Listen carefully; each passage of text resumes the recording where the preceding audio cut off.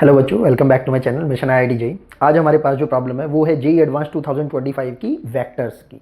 तो इसमें क्या बोल रखा था हमें, लेट वेक्टर डब्ल्यू equals to i cap plus j cap minus 2 k cap. इन्होंने एक हमें वेक्टर डब्ल्यू करके दे रखा है। इसी तरीके से vector you and vector V करके बता रखा है कि ये दो वेक्टर्स हैं, सच that vector u cross vector v equals to vector W and vector v cross vector डब्ल्यू इक्वल्स टू वेक्टर यू बता रखा है। मतलब हमें यहाँ पर ये दोनों के दोनों का ये क्रॉस प्रोडक्ट ये बता रखा है।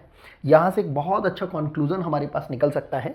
इसके अलावा क्या बोल रखा है, let alpha beta gamma and t be real numbers such that vector u equals to this much. And इन्होंने ये हमें अल्फा बीटा गामा और टी के अंदर ये चार रिलेशन हमें यहाँ पर दे रखे हैं। अब इन्होंने हमसे क्या बोला है, match each entry in list 1 to the correct entry in list 2 and choose the correct option. List 1 list 2 अब हमें यहाँ पे बता रखी है, ये हमारे पास चार ऑप्शन है, इनको हमें इससे मैच करना है लिस्ट 2 से, और उसके बाद हमें अपने ऑप्शन ए बी सी या डी के अंदर जो भी हमारा करेक्ट बैठ रहा है उसको हमें बताना है। Kind of match the column type का ये प्रॉब्लम है। काफ़ी अच्छा प्रॉब्लम है और काफ़ी लेंदी प्रॉब्लम है। आईआईटी की जो एक खासियत है, या तो वो प्रॉब्लम को बहुत ज़्यादा टफ पूछ लेता है कभी कभार, या फिर वो प्रॉब्लम में इतने वेरिएबल भर देता है कि बच्चा प्रॉब्लम के उन वेरिएबल्स को देखकर भी कंफ्यूज हो जाता है कभी कभी। तो खैर कंफ्यूज होने की बात नहीं है, अगर आपके बेसिक कॉन्सेप्ट अगर अच्छे से क्लियर हैं तो ये प्रॉब्लम बहुत ईजिली आप सॉल्व कर लेंगे। तो स्टार्ट करते हैं इसको, बिल्कुल बेसिक से स्टार्ट करते हैं। और हमें जो जो इन्फॉर्मेशन जो यहाँ पर जो बता रखी है उसको हम देखो देख लेते हैं। हमें सबसे पहले तो क्या बता रखा है, वेक्टर डब्ल्यू के बारे में बता रखा है और यू और वी के बारे में बता रखा है, ये दो वेक्टर है। उसके अलावा सबसे इंपॉर्टेंट इन्फॉर्मेशन हमें क्या बता रखी है कि vector u cross vector v equals to vector डब्ल्यू बता रखा है।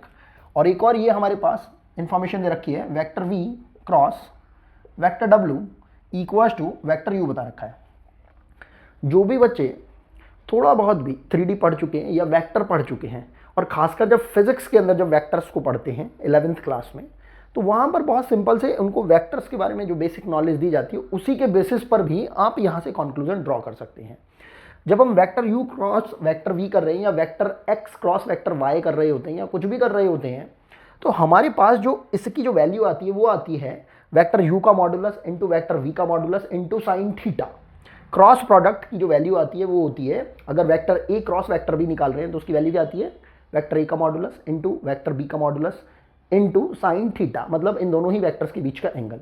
और वो किसके इक्वल आ रहा है, ये किसी एक थर्ड वेक्टर डब्ल्यू के इक्वल आ रहा है। बिल्कुल इसी तरीके से जब हम देख रहे हैं vector v cross vector w, जब हम इसका क्रॉस प्रोडक्ट निकालेंगे तो ये भी वैसे ही आएगा, vector v into vector v का मॉडुलस इंटू वेक्टर w का मॉडुलस इंटू साइन अल्फा, कोई एक नया एंगल मान लेते हैं, इक्वल्स टू वेक्टर u। अब इसमें इंपॉर्टेंट बात क्या होती है कि जब भी कभी दो वेक्टर्स का हम क्रॉस प्रोडक्ट निकाल रहे होते हैं, तो लेट से एक तो ये हमारे पास वेक्टर हो गया, एक ये हमारे पास एक दूसरा वेक्टर हो गया, तो अगर ये दो वेक्टर है हमारे पास तो इनका जो क्रॉस प्रोडक्ट आता है वो हमेशा इनके परपेंडिकुलर होता है।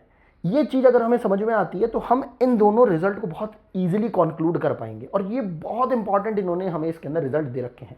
तो अगर ये दो वेक्टर हो गए, अगर ये हमारे पास लेट से ऐसे करके देख लेते हैं, ये वेक्टर यू हो गया और ये वेक्टर वी हो गया, तो वेक्टर डब्ल्यू क्या हो जाएगा, इसके परपेंडिकुलर हो जाएगा। इसी तरीके से अगर ये वेक्टर वी है और ये वेक्टर अगर हमारे पास ये डब्ल्यू हो गया है, तो हमारे पास वेक्टर यू जो आना चाहिए वो इन दोनों वेक्टर्स के परपेंडिकुलर आना चाहिए। तो यहां से हम समझ पाते हैं ये केवल और केवल तभी पॉसिबल है, ये दोनों के दोनों जो हमारे पास रिजल्ट आ रहे हैं, जब हम बोल पाए कि vector u vector v and vector डब्ल्यू they all are mutually perpendicular to each other. अगर ये बात अगर हमें समझ में आ जाती है तो हमें समझ में ये भी आएगा कि vector u vector v vector डब्ल्यू बिल्कुल वैसे ही प्लेस्ड होंगे जैसे x y z axes 3 dimensional space में प्लेस्ड रहते हैं। ये बात जैसे ही हमें समझ में आती है, हमें एक और बात समझ में आ जाती है कि अगर क्रॉस प्रोडक्ट इन दोनों की वजह से ये तीनों के तीनों म्यूचुअली परपेंडिकुलर आ रहे हैं, तो इनका जो डॉट प्रोडक्ट आ जाएगा वो यार कितना हो जाएगा, 0 हो जाएगा। क्योंकि जो डॉट प्रोडक्ट होता है वेक्टर्स का, कोई भी वेक्टर्स का, जैसे हमने बोल दिया let say vector u into vector v, और ये अगर म्यूचुअली परपेंडिकुलर हैं तो इसका जो हमारे पास एक्चुअल में मॉडुलस निकाल के जो फाइनल वैल्यू आती है वो कितनी होती है, वेक्टर यू का मॉडुलस इंटू वेक्टर वी का modulus into cos of theta, मतलब इन दोनों के बीच में, इन दोनों वेक्टर्स के बीच में जो एंगल बन रहा था उसका कॉस थीटा या कॉस अल्फा। तो अब हम जानते हैं इन दोनों के बीच में कितना एंगल है, 90 डिग्री है। अब अगर 90 डिग्री है तो डॉट प्रोडक्ट तो क्या हो जाएगा, इनका 0 हो जाएगा। इसी तरीके से vector u dot vector w या vector w into vector u, कुछ भी आप इस तरीके से बता सकते हैं, ये भी कितना हो जाएगा, 0 हो जाएगा। और इसी तरीके से vector v into vector w, इसका ये जो ये हम डॉट प्रोडक्ट निकालें, देखो ये डॉट प्रोडक्ट है, ये क्रॉस प्रोडक्ट है, 11th क्लास की स्टार्टिंग के अंदर ही जब हम फिजिक्स पढ़ रहे होते हैं तो ही हमें बता दिया जाता है, क्योंकि जब हम वेक्टर्स फुल फ्लैश्ड फॉर्म में मैथमेटिक्स में पढ़ते हैं तो वो तो हम पढ़ते हैं इन जनरल 12th के एंड में, बिल्कुल प्रोबेबिलिटी से पहले। तो ये बेसिक जो नॉलेज है हमें 11th क्लास के अंदर फिजिक्स ही हमें दे देती है। तो खैर इतनी बात हमें समझ में आ जाती है। अब हम थोड़ा सा और आगे बढ़ने की कोशिश करते हैं। हमें इन दोनों रिजल्ट से काफ़ी कुछ समझ में आ गया। अब हमें क्या बता रखा है, वेक्टर W के बारे में यहाँ पे बता रखा है। वेक्टर W को चाहे तो लिख सकते हैं, चाहे ना लिखे, कोई जरूरत नहीं है। इसी तरह वेक्टर U के बारे में बता रखा है। तो हम देख रहे हैं vector U into vector W का जो डॉट प्रोडक्ट है वो कितना आ रहा है, 0 आ रहा है। तो यहाँ से हमें एक वैल्यू यहाँ से मिल सकती है। खैर उसको अभी हम निकालेंगे। उसके अलावा अभी हम देखते हैं, इन्होंने वेक्टर U के बाद हमें ये 3 रिजल्ट बता रखे हैं। माइनस का T अल्फा, इसको हम लिख लेते हैं यहाँ पर अभी के लिए। हमने क्या करा, इन तीनों ही रिजल्ट को लिख लिया। माइनस का T alpha plus beta plus gamma equal to 0। उसके अलावा अल्फा माइनस का T बीटा प्लस का गामा इक्वल टू 0। उसके अलावा अल्फा प्लस बीटा माइनस का T गामा इक्वल टू 0।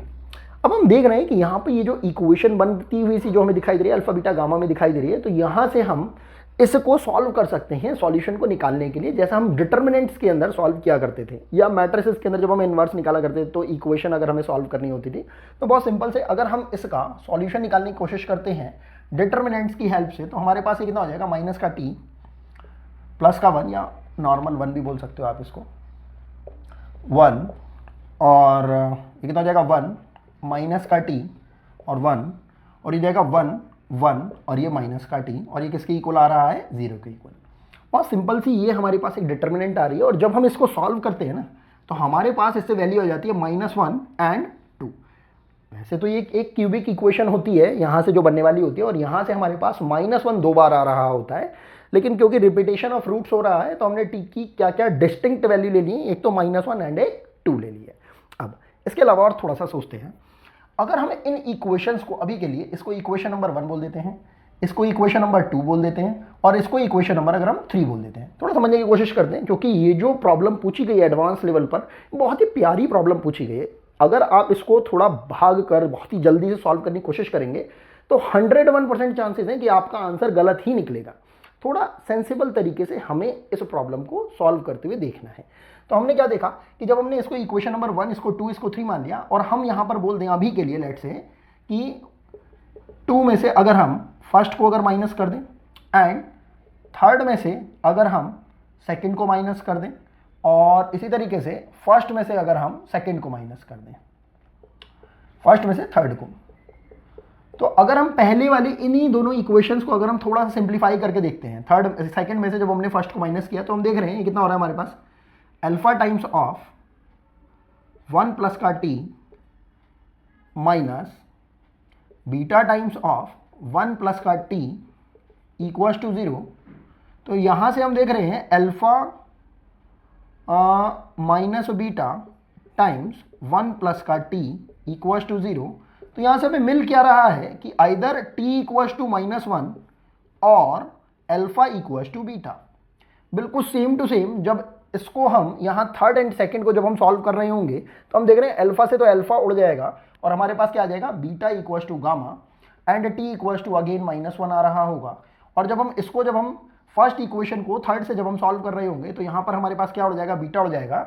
तो हमारे पास क्या आ जाएगा, अल्फा इक्वल्स टू गामा या गामा इक्वल्स टू अल्फा, और T इक्वल्स टू -1 चल रहा होगा। यहाँ पर ध्यान देने वाली बात ये कि और वाली कंडीशन चल रही है, इस और वाली कंडीशन को ही ध्यान में रख के चलना है। कभी बच्चा समझ जाए कि यार ये भी साथ में है और इसके साथ ये कंडीशन आ रही है, तो हम क्या बोल रहे हैं कि या तो T इक्वल्स टू 1 आ रहा होगा हमारे पास, हम इसको थोड़ा समझ लेते हैं, या तो T इक्वल्स टू 1 आ रहा होगा जब हम इन तीनों इक्वेशंस को जब सॉल्व करेंगे, या हम ऐसा भी बोल सकते हैं कि अल्फा इक्वल्स टू बीटा आ रहा है, बीटा इक्वल्स टू गामा आ रहा है और गामा इक्वल्स टू अल्फा आ रहा है। हम इस छोटी सी बात को बहुत ईजिली समझ सकते हैं। तो जब T इक्वल्स टू -1 रहा होगा तो इसको सोचते हैं, जब हमने T इक्वल्स टू -1 लिया होगा तो T इक्वल्स टू -1 अगर हम इसमें डायरेक्टली पुट कर देते हैं तो आप देखो ये हमारे पास कितना आ रहा है, अल्फा प्लस बीटा, और जब आपने T इक्वल्स टू -1 रखा तो यहाँ पर ये कितना हो जाएगा, प्लस का गामा इक्वल्स टू 0। एक कंडीशन तो हमारे पास अल्फा बीटा गामा की ये बन रही है। और जब हमारे पास alpha equal to beta equal to gamma आ रहा है तो इसके लिए हमारे पास टी की कौन सी वैल्यू आ रही होगी, वो सोचने की बात है। तो अगर हम थोड़ा सा ध्यान दें यहां पर, टी इक्वल टू 2 वाली जो कंडीशन बन रही होगी वो कब बन रही होगी, अगर हम यहां पर alpha beta equal to gamma अगर कर रहे हैं, अगर हम यहां पर टी इक्वल टू अगर 2 पुट कर देते हैं तो हमारे पास अल्फा बीटा गामा में कौन सी कंडीशन बन रही है, अल्फा प्लस बीटा माइनस का 2 गामा, ये कंडीशन बन रही है हमारे पास। ये दो कंडीशन हमारे पास अलग अलग कंडीशन बन के आ रही हैं। अब उसके अलावा हम देखते हैं कि हमें एक कंडीशन तो ये दे ही रखी थी, एक कंडीशन ये दे रखी थी। हमने अपने इन 4 ऑप्शंस को भी देखा, यहां पर v मॉड्यूलस का वेक्टर v का स्क्वायर हमें बोल रखा है। इसको अगर हमें कैलकुलेट करने की इच्छा होगी तो इसको कैसे कैलकुलेट करेंगे, इसको थोड़ा सेंसिबिलिटी के साथ हम कैलकुलेट करने की कोशिश करते हैं। हमने क्या करा, अपने इसी रिजल्ट को उठा लिया और इसको बोल दिया वेक्टर u वेक्टर v, इन दोनों का cross equal to vector w आ रहा है हमारे पास, और इस वेक्टर u की जगह हम इस पूरे के पूरे रिजल्ट को इसमें पुट कर सकते हैं। तो अगर हमने ये पुट कर दिया तो कितना हो जाएगा, vector v cross vector w, और क्रॉस में तो ये वेक्टर v चल ही रहा था, इक्वल टू वेक्टर w। ध्यान से देखेंगे, अगर हमें vector a cross vector b cross vector c की अगर वैल्यू याद आ जाएगी तो हमारे लिए बहुत बेनिफिट हो जाएगा। हमें याद आ जाएगा कि वो क्या होता था, vector v dot vector v मतलब vector a dot vector c, इन दोनों का डॉट प्रोडक्ट, और इसके साथ मल्टीप्लाई में क्या होता था, वेक्टर ये b माइनस, ध्यान करेंगे फिर क्या होता था हमारे पास, ये vector b dot vector c और फिर वेक्टर a इसके साथ मल्टीप्लाई हो जाता था। ध्यान रखने की कुछ कुछ चीजें हैं जो कि हमें बताएंगी कि आखिर हमें अपना प्रॉब्लम किस तरीके से सॉल्व करना है। इस तरीके से आ जाएगा हमारे पास, इक्वल टू ये कितना हो जाएगा हमारे पास, वेक्टर w। अब क्योंकि vector v dot vector v, अगर किसी वेक्टर का उसी के साथ ही डॉट प्रोडक्ट ले लिया जाता है तो हमें पता है कि उसकी वैल्यू कितनी आनी चाहिए, वेक्टर v का मॉडुलस इंटू वेक्टर v का मॉडुलस इंटू कॉस 0। कोई भी एक वेक्टर अपने आप से कितने डिग्री का एंगल बना रहा होगा, 0 डिग्री का, तो कॉस 0 की वैल्यू कितनी होती है, 1 होती है। तो यहां से हमारे पास वैल्यू कितनी आ जाएगी, वेक्टर v के मॉडुलस का स्क्वायर इंटू वेक्टर w, ये हमारे पास हो ही रहा है। अब vector w into vector v, अब भाई इसकी वैल्यू कहां से लेके आएंगे, भाई ये बात तो हमने स्टार्टिंग में डिड्यूस कर ली थी कि जब ये तीनों ही वेक्टर इन दोनों रिजल्ट की वजह से म्यूचुअली परपेंडिकुलर आ रहे थे, तो वेक्टर किसी भी एक वेक्टर का किसी दूसरे वेक्टर के साथ जो डॉट प्रोडक्ट आ रहा होगा उसकी अगर हम वैल्यू कैलकुलेट कर रहे होंगे इमेजिनेशन के अंदर भी या फिर कैलकुलेट करके भी, तो वो कितनी आ रही होगी, this vector into this vector का मॉडुलस, मतलब दिस वेक्टर का मॉडुलस इंटू दिस वेक्टर का modulus into cos of 90 degree, क्योंकि म्यूचुअल परपेंडिकुलर है और कॉस 90 की वैल्यू कितनी होती है, 0। तो वहां से इस पूरे का रिजल्ट कितना आ रहा है, 0 आ रहा है। ये पूरी की पूरी टर्म ही भाई हमारे पास क्या हो गई, 0 हो गई, माइनस वेक्टर w, इस वेक्टर w को इधर की साइड उठा के लेके आ गए, ये कितना हो गया, 0। और यहां से हम बोल सकते हैं वेक्टर w को अगर हमने कॉमन ले लिया तो ये हो रहा है हमारे पास वेक्टर v के मॉडुलस का स्क्वायर माइनस का 1 इक्वल्स टू 0। तो यहां से यार हमें समझ में आ रहा है कि देखो वेक्टर w तो 0 नहीं है भाई हमारे पास, वेक्टर w कहां है हमारे पास, ये रहा वेक्टर w, भाई ये तो 0 के इक्वल नहीं आ रहा ना ये हमारे पास। लेकिन यहां से जब हम ध्यान दे रहे हैं मॉडुलस ऑफ वेक्टर v का स्क्वायर माइनस 1 इक्वल टू 0, ये इक्वल टू 0 हो सकता है, तो यहां पर ये जो हमारे पास p लिस्ट 1 में दे रखा है मॉडुलस ऑफ वेक्टर v का स्क्वायर इज इक्वल टू, तो इसकी वैल्यू किससे मैच करती हुई हमें देखो दिखाई दे रही है, 1 से मैच होती हुई दिखाई दे रही है। अगर हम अपने इन चारों ऑप्शंस में जाते हैं तो a के पास जो है p वो भी देखो 2 आ रहा है, b के पास जो p है उसके पास भी 2 आ रहा है, इसके पास भी 2 आ रहा है, तो एटलीस्ट हमारा डी ऑप्शन तो इनकरेक्ट ही है। और सिंगल चॉइस टाइप का ये रहेगा भाई मैच द कॉलम, तो ऑब्वियसली एक ही भाई हमारे पास ये जो मैच द कॉलम वाला जो ऑप्शन रहेगा वही करेक्ट रहेगा, तो डी ऑप्शन जो है वो तो हमारी लिस्ट से गायब हो गया है। तो अब इन तीनों में से कोई भी एक ऑप्शन हमारा हो सकता है, ठीक है। तो ये हमारे पास यहाँ पर वेक्टर v के मॉडुलस की जो वैल्यू है वो कितनी आ गई है, 1 आ गई है। आगे बढ़ते हैं, हमने क्या करा, देखो ये वेक्टर w दे रखा है और ये वेक्टर हमारे पास u भी देखो दे रखा था। अगर हम इन दोनों का अगर डॉट प्रोडक्ट निकाल देते हैं तो इन दोनों का डॉट प्रोडक्ट कितना आ रहा होगा, 0 आ रहा होगा। तो अगर हम उसको सॉल्व कर लेते हैं तो हम देखते हैं vector u dot vector w, vector u dot vector w, तो इसकी वैल्यू तो 0 होगी, लेकिन एक्चुअल में वैल्यू कितनी आ रही होगी, ध्यान से देखते हैं। हाँ, ये हो जाएगा अल्फा प्लस बीटा माइनस का 2 गामा। हम देख पा रहे हैं इस पूरे की वैल्यू कितनी आ रही होगी, 0 आ रही होगी। और हमारे पास जो ये वाला जो रिजल्ट आया है t इक्वल टू 2 के लिए, वो भी कितना आ रहा है, वो भी इतना ही आ रहा है, क्योंकि अगर हम टी की वैल्यू अगर 2 रख देंगे यहाँ पर तो हमारे पास ये रिजल्ट क्या बन के आ रहा होगा, अल्फा प्लस बीटा माइनस का 2 गामा इक्वल्स टू 0। ये चीज़ बहुत इंपॉर्टेंट है समझने के लिए भी कि आखिर हम किस तरीके से अपने इन रिजल्ट्स को यूटिलाइज करना चाहते हैं। तो टी की वैल्यू जब हमने 2 रखी तो एक ये रिजल्ट आ रहा है, ये रिजल्ट बिल्कुल एंटायरली डिफरेंट है, vector u into vector W. अब ये देखने में बिल्कुल इसके जैसा सा लगता है, तो इसको तो भाई हम कहीं पे भी यूटिलाइज कर सकते हैं, चाहे यहाँ यूटिलाइज कर लें चाहे यहाँ यूटिलाइज कर लें। तो ये चीज़ बहुत इंपॉर्टेंट थी समझने के लिए, इस पूरी ही प्रॉब्लम को सॉल्व करने के लिए, क्योंकि बहुत बच्चों ने इस लिस्ट द कॉलम के अंदर, ये लिस्ट 1 लिस्ट 2 के अंदर alpha equal to √3 and alpha equal to √2 को सॉल्व करते हुए इसके अंदर एक दो जगह पर गड़बड़ कर दी है। खैर, तो हमने vector u into vector w की वैल्यू निकाल ली है। अब उसके अलावा हम क्या कर सकते हैं, यहाँ पर हम वेक्टर w का मॉडुलस निकाल सकते हैं। वो क्यों करना चाह रहे हैं, अगर हम ध्यान से देखें यहाँ पर हमारे पास जो रिजल्ट दे रखा है vector u cross vector v equal to vector w, अगर हम इसी को ही दोबारा से ले लेते हैं और इसमें अगर हम मॉडुलस अगर अप्लाई कर देते हैं, या ऐसा बोल दो कि हम इसकी मॉडुलस निकालने की कोशिश करते हैं, इसकी वैल्यू निकालने की कोशिश करते हैं, तो हमारे पास ये वैल्यू कितनी आ जाएगी, वेक्टर u का मॉडुलस इंटू वेक्टर v का मॉडुलस, और हमारे पास साइन 90 भी आ रहा होगा तो उसकी वैल्यू कितनी हो जाएगी, हमारे पास 1 हो जाएगी, इक्वल टू वेक्टर w का मॉडुलस। और वेक्टर u का मॉडुलस तो भाई हमें पता है कि वो कितना आ जाएगा हमारे पास, ये हो जाएगा हमारे पास under root of alpha square plus beta square plus gamma square, और इसकी वैल्यू इसके इक्वल आ जाएगी वेक्टर w के मॉडुलस के बराबर, और इसका जो मॉडुलस आ जाएगा वो कितना हो जाएगा, अंडर रूट ऑफ 1 का स्क्वायर प्लस 1 का स्क्वायर प्लस का 2 का स्क्वायर, जो कि किसके इक्वल आ रहा है, अंडर रूट ऑफ 6। तो ये हो जाएगा अंडर रूट ऑफ 6। तो यहाँ से हमारे पास जो रिजल्ट आ रहा है वो कितना आ रहा है, alpha square plus beta square plus gamma square equal to 6। Let's say this is equation number A बोल दो, चलो भाई अभी के लिए 1 2 3 तो खैर हमने यहाँ पे ले ही रखी थी। अब हमारे पास पहला ये जो ऑप्शन है भाई, ये तो देखो सेट हो गया, ये किस पे आ गया, 1 के पास आ गया है। अगर हम अपने सेकंड, थर्ड और फोर्थ ऑप्शन की तरफ अगर बढ़ना चाहते हैं तो हमें सबसे पहले इसको कैलकुलेट करना पड़ेगा कि अल्फा बीटा गामा में क्या रिलेशन रहा होगा। हम देख रहे हैं अगर t इक्वल टू 2 है हमारे पास, तो alpha equal to beta equal to gamma आ रहा है। तो अगर हम इसको अगर इसके अकॉर्डिंगली अगर सॉल्व करने की कोशिश करते हैं, यहीं पर ही भाई हम इसे सॉल्व कर सकते हैं, ठीक है ना, ऐसा कर लेते हैं। तो अगर हम इसको इस खेमे में लेके चले जाते हैं, इस साइड में लेके चले जाते हैं, क्योंकि हम t इक्वल टू 2 के लिए अगर हम इसे सॉल्व कर रहे हैं तो ये हमारे पास कितना हो जाएगा, अल्फा स्क्वायर, और क्योंकि alpha is equal to beta है एंड बीटा इक्वल टू ये गामा है, अभी के लिए हम इस रिजल्ट को हटा देते हैं यहाँ से, जैसे कि थोड़ा सा कंफ्यूजन ना रहे आपके दिमाग में। Alpha equal to beta equal to gamma हो गया, तो यहाँ पर ये कितना हो जाएगा, अल्फा स्क्वायर प्लस का अल्फा स्क्वायर, क्योंकि हम t इक्वल टू 2 के लिए alpha beta gamma equal to लेके जो चल रहे थे वो कितना हो जाएगा, प्लस का ये भी अल्फा स्क्वायर, और ये किसके इक्वल आ रहा है, 6 के इक्वल आ रहा है, कितना हो जाएगा 3 अल्फा स्क्वायर इक्वल टू 6, और यहाँ से अल्फा इक्वल टू कितना आ रहा है, √2 हमारे पास आ रहा है। अब वो चाहे आप प्लस में ले लो चाहे माइनस में ले लो, और क्योंकि यहाँ पर बात केवल और केवल प्लस √2 की कर रखी है तो हम उसके लिए भाई बात को समझेंगे। तो अल्फा इक्वल टू, अगर प्लस √2 की बात कर रहे हैं, चलो अभी के लिए आपने माइनस √2 भी लिख दिया है, क्योंकि हमारे पे कोई कंडीशन तो है नहीं, कंडीशन सिर्फ और सिर्फ लिस्ट में दे रखी है, लिस्ट 1 के अंदर। तो क्या बोल रखा है, then t plus 3 is equal to.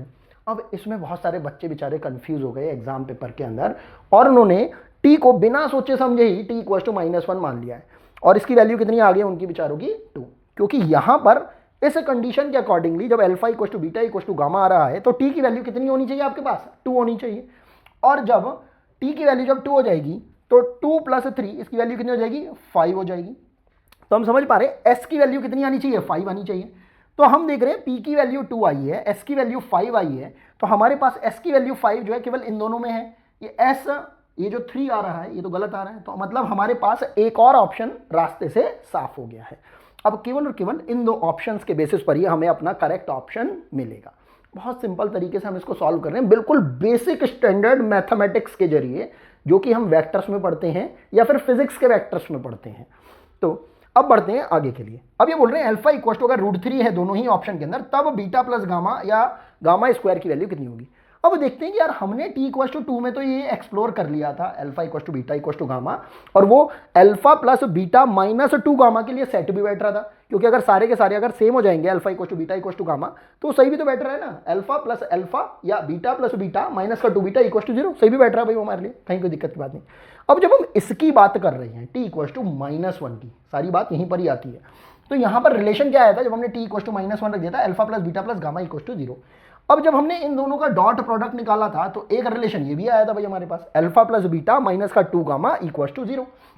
तो अगर हम इन दोनों रिलेशन को अगर ले लेते हैं अभी के लिए, अब हम इस खेमे की बात करेंगे, इस साइड की बात करेंगे, तो हमारे पे दो रिलेशन हो गए, alpha plus beta plus gamma equal to 0 and alpha plus beta minus का 2 गामा इक्वल टू 0। यहाँ से सिंपल से दिखाई दे रहा है कि अगर हम इन दोनों को सॉल्व करते हैं तो alpha plus beta equal to 0 आ रहा है एंड बीटा इक्वल, ये गामा इक्वल टू 0 भी हमारे पास आ रहा है। यहां से क्या हो रहा है, यहां से alpha equal to minus beta आ रहा है, या बीटा इक्वल टू माइनस का अल्फा बोल सकते हैं। ये बात समझ में आनी चाहिए भैया हमें। जैसे ही ये बात भैया हमें समझ में आती है, हम अपने इस क्यू ऑप्शन की तरफ बढ़ जाते हैं। यहां पर टी की वैल्यू कितनी थी हमारे पास, -1, और अल्फा इक्वल टू कितना हो गया है, माइनस का बीटा। ये यहां पर क्यू ऑप्शन में पूछ रहे हैं, then gamma square is equal to, यार जब हमने इन दोनों को जब सॉल्व किया टी इक्वल टू -1 वाली कंडीशन के अंदर, अल्फा इक्वल टू देखो यहां पर ये √3 ही आ पाएगा। समझो इस चीज को, √3 कैसे आ रहा होगा, जब alpha equal to minus gamma हो, ये माइनस बीटा हो गया है, ये हमारे पास गामा इक्वल टू 0 हो गया है। तो अगर हम ये जो हमारे पास कंडीशन आई है इसके अंदर अगर हम इन वैल्यूज को अगर पुट कर देंगे तो कितना हो जाएगा, अल्फा स्क्वायर प्लस का बीटा की वैल्यू कितनी हो जाएगी, माइनस का अल्फा स्क्वायर, और ऐसा बोल सकते हो ऐसा, माइनस का अल्फा स्क्वायर प्लस गामा की वैल्यू कितनी हो गई है, 0 का स्क्वायर बोल दो, इक्वल टू कितनी आ रही है, 6 आ रही है। तो यहां से 2 अल्फा स्क्वायर इक्वल टू 6 हो रहा है, और अल्फा की वैल्यू कितनी आ रही है, √3 एंड माइनस का √3। तो अल्फा की वैल्यू यहां से जब √3 आ रही है और हमें समझ में भी आ रहा है, तो गामा स्क्वायर की वैल्यू कितनी बैठ रही होगी भाई, 0 आई है ना भाई यहाँ पर, बिल्कुल क्लियर कट भाई मेरे को दिखाई दे रहा है। तो एक रिलेशन भाई हमारे पास यहाँ बन गया है। तो Q की वैल्यू हमारे पास कितनी हो गई है, 1 हो गई है। तो यहां से हमें समझ में आ रहा है कि भाई Q की वैल्यू अगर 1 आ गई तो ये बी ऑप्शन तो हमारा करेक्ट नहीं रहा होगा। तो एलिमिनेशन मेथड के अकॉर्डिंगली ये बेचारा ऑप्शन भी उड़ गया है। आंसर क्या आना है, यही आना है। लेकिन हमें पता है कि भाई हम तो सारे के सारे ऑप्शन चेक करते हैं, हम एक बार इस ये जो थर्ड ऑप्शन है आर ऑप्शन, इसको और चेक कर लेते हैं। हमें अब भाई समझ में आ रहा है कि भाई यहाँ पर ऑप्शन क्या आ रहा होगा, 4 आ रहा होगा, लेकिन इसे चेक करते हैं। अभी ने कहा है जब अल्फा इक्वल टू √3 रहा होगा, देन बीटा प्लस गामा का होल स्क्वायर की वैल्यू और निकाल दो। हमें पता है बीटा प्लस गामा जब हमें भाई यहाँ पर निकालना होगा, थोड़ी सी इसकी जगह ले लेते हैं भाई, हम थोड़ी सी कम पड़ रही है ना भाई हमारे पास, तो हमने क्या करा, इस जगह को ले लिया। और ये क्या बोल रहे हैं, जब अल्फा इक्वल टू √3 रहा होगा, मतलब टी इक्वल टू -1 वाले केस के लिए बात कर रहे हैं, देन बीटा प्लस गामा का whole square is equal to, बहुत सिंपल है। हम देख रहे हैं कि अगर हमें बीटा प्लस गामा का होल स्क्वायर निकालना होगा, अब बेचारा गामा तो पहले से ही उड़ चुका है, 0 आ रहा है हमारे पास, बीटा बेचारा क्या है, माइनस का अल्फा है, तो एक्चुअल में क्या रहा होगा, माइनस का अल्फा प्लस 0 का होल स्क्वायर। और क्योंकि अल्फा की वैल्यू तो अभी आपने निकाली, चाहे √3 ले लो चाहे माइनस के √3 ले लो, लेकिन क्योंकि इन्होंने क्या बोला है, अल्फा की वैल्यू क्या होनी चाहिए, √3, तो कितना होना चाहिए, √3 का होल स्क्वायर, और जिसकी वैल्यू कितनी आ जाएगी हमारे पास, 3। तो ये हमारे पास वैल्यू भी कितनी आ रही है, 3 आ रही है। तो आर की वैल्यू कितनी हो जाएगी हमारे पास, 3 आ रही है, और वो इससे भी मैच कर रही है।